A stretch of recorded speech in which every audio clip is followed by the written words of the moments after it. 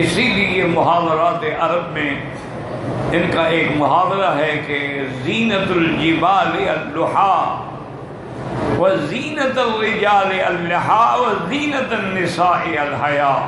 یہ کہتے ہیں کہ پہاڑوں کی رونق جو ہے نا سبزے سے ہوتی ہے. جس پہاڑ پہ سبزہ ہو، درخت ہوں، باغ ہوں، اور پہاڑ بڑا خوبصورت، وہاں لوگ سیر کے لیے جاتے ہیں. اور مرد کی زینت داڑھی کے ساتھ ہوتی ہے کہ داڑھی مرد کی علامت ہے. اللہ نے انسان کو جو عزت بخشی ہے، جو شرف بخشا ہے، جو اعزاز بخشا ہے، جو جمال بخشا ہے، وہ داڑھی کے ساتھ.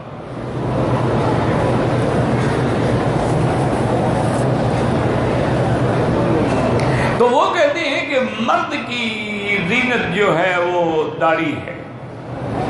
اور یاد رکھیں میرے بھائی جو داڑھی منڈاتے ہیں، اللہ ہدایت دے، کہ اگر داڑھی جمال نہ ہوتا، حسن نہ ہوتا، خوبصورتی نہ ہوتی تو اللہ اپنے نبی کو داڑھی کیوں دیتے؟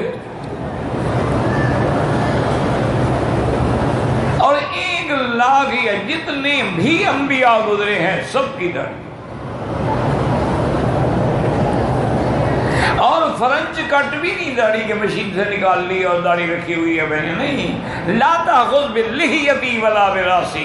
حضرت ہارون نے کہا تھا کہ بھائی جان میری داڑھی تو نہ پکڑو. مقصد اتنی بڑی تو تھی نا کہ داڑھی پکڑی جا سکے.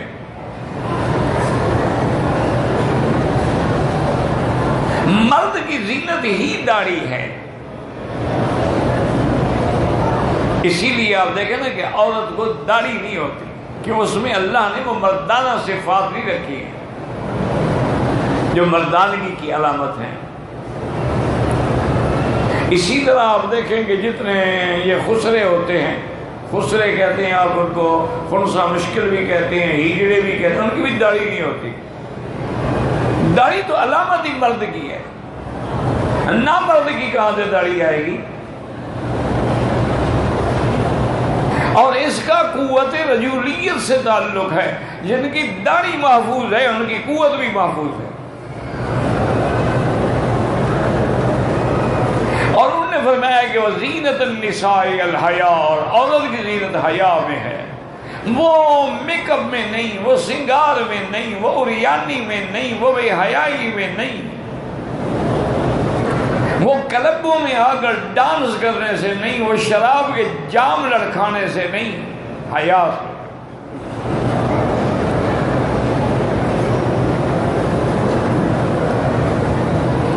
اور انبیاء کی شان تو اتنا بلند ہے کہ صحابہ کہتے ہیں حضور تو اشد حیاء من العذراء فی خدرہا. حضور تو ایک کنواری لڑکی جس کی شادی ہو نا تو وہ دلہن بن کے جب بیٹھی ہوتی ہے اس عروس کے، اس سے بھی زیادہ باحیات ہے.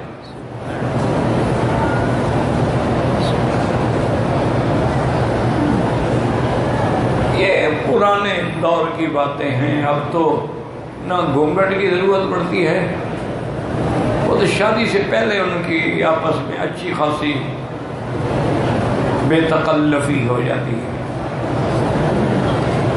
انا للہ و انا الیہ راجعون ولا نقول الا کما یحب ربنا ویرضا.